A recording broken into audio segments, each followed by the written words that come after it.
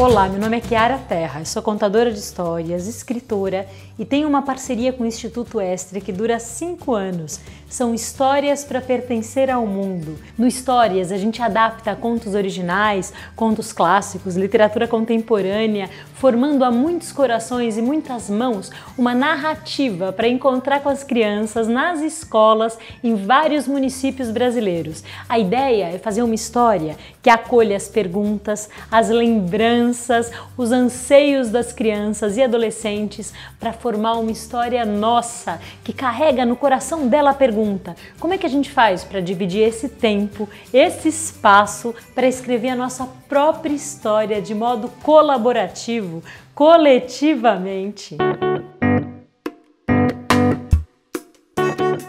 Professor, eu queria conversar com vocês, partilhar o grande desafio de construir conhecimento colaborativo. Como é que eu construo um conhecimento enquanto professor, autor da aula, propositor, facilitador, como gostam de chamar hoje, mas como é que no meio da minha aula eu consigo fazer intersecção entre os mundos trazidos pelos alunos?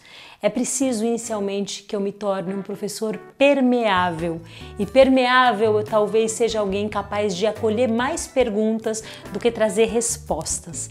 E essa costura, esse nexo, esse sentido a gente consegue dar quando percebe que muitos saberes distintos são capazes de construir um conhecimento mais importante, mais abrangente do que um único modo de ver, do que uma única matriz, do que uma única referência.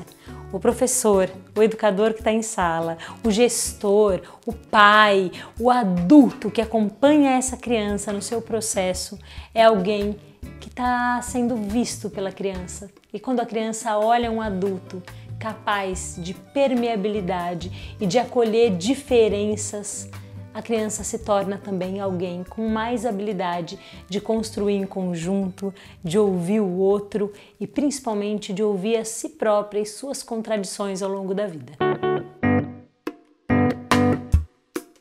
A educação transpassa os limites da escola. A educação acontece quando a gente está na rua, quando a gente está no parque, quando a gente está no museu. A educação acontece quando a gente dorme, quando a gente lê, quando a gente se relaciona e principalmente quando a gente age coletivamente. E essa história que eu vou contar agora foi uma história que eu encontrei aqui do outro lado do mar. Eu conheci uma grande educadora portuguesa chamada Catarina, que me contou que na família dela tinha uma carne muito famosa.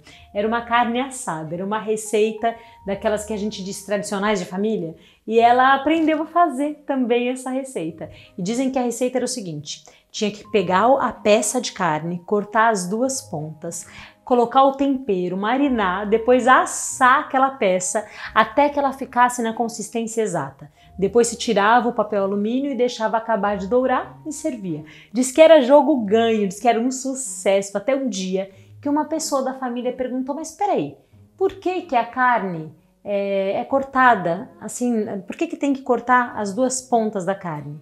Um dia alguém da família perguntou: mas espera um pouquinho, por que tem que pegar a peça e cortar as duas pontas antes de embrulhar no alumínio? Por que não pode assar a peça inteira? Afinal de contas é um desperdício. Essa parte fica sem função, às vezes vai para o lixo ou vai para uma outra receita. Seria tão bom fazer uma carne maior? Alguém respondeu: não, isso aí não. E sempre foi assim. É a receita de família. Você não vai querer agora mexer numa coisa que está dando certo. Vamos deixar assim. Não satisfeita, a menina foi perguntar para a avó: vó, por que essa receita é assim?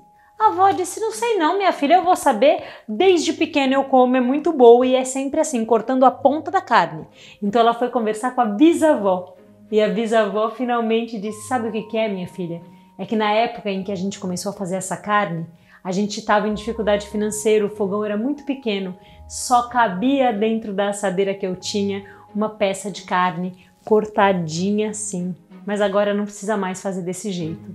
E eu pergunto a vocês: quantas coisas a gente não tem feito de jeitos tradicionais, de jeitos antigos, sem refletir o que de novo a gente pode fazer, o que de novo a gente pode testar, o que de novo a gente pode aprender na relação com o outro e na relação que cria coisas coletivamente.